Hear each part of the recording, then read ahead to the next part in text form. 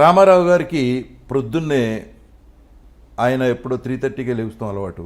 లేచి ఎక్సర్సైజ్ చేసుకుని మేకప్ వేసేసుకుని భోజనం కూడా చేసి 4:30కి. ఎందుకు 4:30కి చేస్తాడో తర్వాత చెప్తాం మీకు.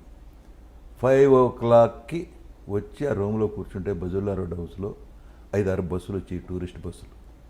వాళ్ళంతా దిగి వెళ్ళి ఆయన కాళ్ళకి దండం పెట్టి కొబ్బరికాయలు కొట్టి హారతి ఇచ్చి వాళ్ళ యాత్ర సఫలీకృతం అయిందనే ఆనందంతో వెళ్ళిపోయాడు. అప్పుడు వాళ్ళందరినీ అడిగేవాడు ఆయన, ఏమండి ఎక్కడి నుంచి వస్తున్నారు, ఏ ఊరు, ఎక్కడెక్కడికి వెళ్ళారు?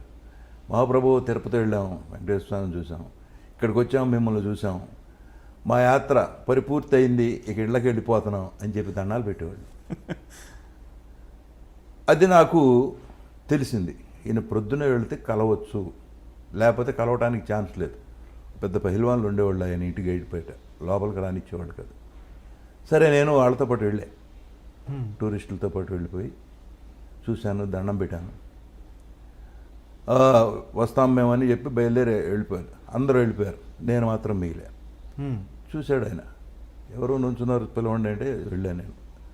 ఏమయ్యా ఎవరు నువ్వు, ఏమిటంటే నేను ఇలా ఆర్టిస్ట్ని, సినిమాలో వేషాలు వేద్దామని వచ్చాను. అందుకని పెద్దగా నవ్వాడు ఆయన. సినిమాలో వేషం అంటే ఈజీ అనుకున్నావా, వచ్చేసావు, ఏం చేస్తున్నావు? ఇలా బీఎస్సీ డిస్కంటిన్యూ చేసి వచ్చాను, వెళ్ళి శుభ్రంగా చదువుకొని తర్వాత ఎప్పుడైనా కనపడన్నా. సరే నాకు చిన్న కళ్ళమ్మటి నీళ్లు తిరిగినాయి, బయటకు వచ్చేసి మళ్ళీ 4 రోజులు ఆగి మళ్ళీ వెళ్ళా.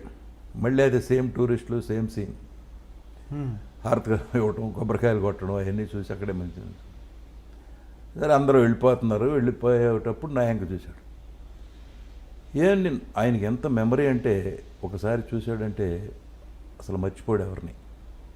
ఓకే, ఏమిటయా మళ్ళీ వచ్చావు, నేను వెళ్ళిపోమన్నాను కదా, చదువుకోమన్నాను కదా అన్నాడు. నేను అనుకోకుండా, లేదన్నయ్య ఇక వచ్చేసాను, నేను మళ్ళీ వెనక్కి వెళ్ళటం అంటూ జరగదు,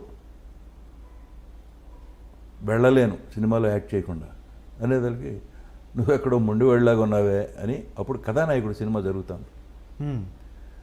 కథానాయకుడు అంటే 2 చీఫ్ మినిస్టర్లు అయ్యారు తర్వాత, రామారావు గారు, పెద్ద క్యాస్టింగ్, నాగభూషణం గారు, మిక్కిలేని అందరూ ఉండేవారు అందులో. హేమాంబరధరావు అని ఆయన డైరెక్టర్, గోపాలకృష్ణ గారు అని ప్రొడ్యూసర్. మనవాడు ఏదో మొండివాళ్ళలాగా ఉన్నాడు, వేషం చూడండి అన్నాడు హేమాంబరధరావు. ప్రమాణం అనేదానికి నాకు